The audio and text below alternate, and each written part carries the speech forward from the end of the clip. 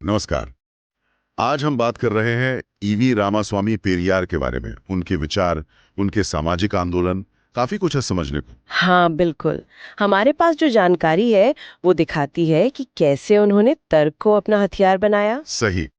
और सिर्फ तर्क नहीं, बल्कि जाति व्यवस्था पर सीधी चोट, आत्मसम्मान का नारा और सामाजिक न्याय की एक कह सकते हैं एक नई परिभाषा गढ़ी उन्होंने। हाँ तो चलिए शुरू करते हैं उनके मूल मंत्र से ही, तर्कवाद। पेरियार के लिए ये सबसे ऊपर था, मतलब किसी भी धार्मिक या पारंपरिक मान्यता से पढ़कर। बिल्कुल। उनका तो मानना ही था कि बुद्धिमानी सोचने में है और सोच की धार तर्कवाद है। ये बात उनके हर काम में दिखती है। हाँ, जैसे आपने कहा, हर काम में उन्होंने अंधविश्वासों और कर्म कांडों को मतलब पूरी तरह से खारिज कर दिया, खुलेआम चुनौती दी। हाँ, और देखिए, ये तर्कवाद जो है वो सीधे उनके जाति विरोधी संघर्ष से जुड़ता है। अच्छा, कैसे? वो ये मानते ही नहीं थे कि जन्म से कोई ऊंचा या नीचा हो सकता है। ये तर्क के खिलाफ था उनके लिए। तो जो ब्राह्मणवादी वर्चस्व था, मतलब समाज में खास वर्ग का दबदबा, हाँ हाँ। उसका उन्होंने कड़ा विरोध किया।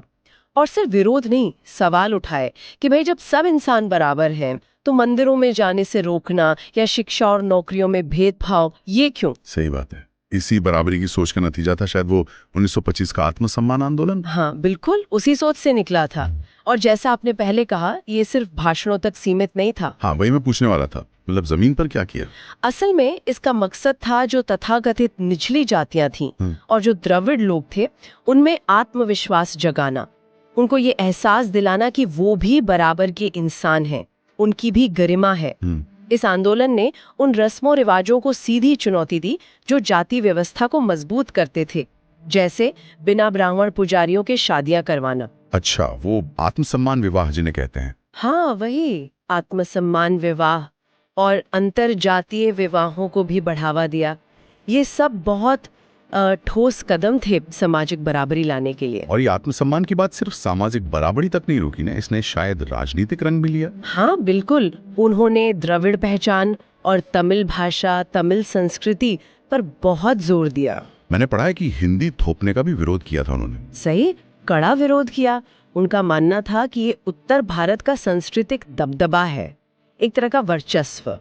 और एक समय तो वो इतने आगे बढ़ गए थे कि उन्होंने एक अलग द्रविड़ नाडु की भी बात की, मतलब एक अलग द्रविड़ राष्ट्र। अच्छा। हाँ, हालांकि बाद में ये मांग थोड़ी बदली, पर ये दिखाता है कि वो क्षेत्रीय स्वायत्तता और अपनी सांस्कृतिक पहचान को लेकर कितने गंभीर थे। ये तो हुई पहचान की बात, लेकिन पेरियार के विचार महिलाओं के अधिकारों को लेकर भी तो काफी क्रांतिकारी माने जाते हैं। हाँ बिल्कुल, और ये भी उनकी वही बराबरी वाली सोच का ही हिस्सा था। अच्छा। मतलब अगर सब इंसान बराबर हैं, तो फिर लिंग के आधार पर भेदभाव कैसे सही हो सकता है? उन्होंने विधवाओं के दोबारा विवाह का जोरदार समर्थन किया। सोचिए उस जमाने में ये कितनी बड़ी बात रही होगी। हाँ बिल्कुल। महिला शिक्षा पर बहुत बल दिया, बाल विवाह, दहेज प्रथा, इन सब का खुलकर विरोध किया। वो मानते थे कि समाज तब तक आगे नहीं बढ़ सकता जब तक उसकी आधी आबादी यानी महिलाएं पीछे हैं। सही। और एक और पहलू है जिस पर बात होनी चाहिए, धर्म को लेकर उनके विचार। वो तो बहुत तीखे थे। हाँ, काफी तीखे। उन्होंने धर्म को अक्सर शोषण का एक साधन माना, खासकर हिंदू धर्म ग्रंथों की, जैसे मनुस्मृति की बहुत आलोचना की। हाँ, मैंने पढ़ा है कि उन्होंने ग्रंथ जलाए भी थे और मूर्तियां भी तोड़ी। और उनका वो मशहूर कथन, ईश्वर नाम की कोई चीज नहीं है, इसे किस तरह से समझे? देखिए, उनके लिए धर्म, या कम से कम धर्म का वो रूप जो समाज में प्रचलित था, वो अक्सर सामाजिक ऊंच नीच और अन्याय को सही ठहराता था। मनुस्मृति की आलोचना इसीलिए की क्योंकि वो मानते थे कि ये ग्रंथ जाति भेद और महिलाओं के दमन को धार्मिक मान्यता देते हैं। उनका नास्तिक होना या मूर्तियां तोड़ना, ये सब उनके तर्कवादी और समतावादी नजरिए का प्रतीक था, एक तरह का विद्रोह था। मतलब वो चाहते थे कि लोग सवाल करें, आंख बंद करके कुछ ना माने। बिल्कुल, कि हर स्थापित मान्यता पर सवाल उठाओ, चाहे वो कितनी भी पुरानी या पवित्र क्यों न मानी जाती हो। तर्क की कसौटी पर कसो। तो इन सब विचारों का, इन आंदोलनों का असर क्या रहा?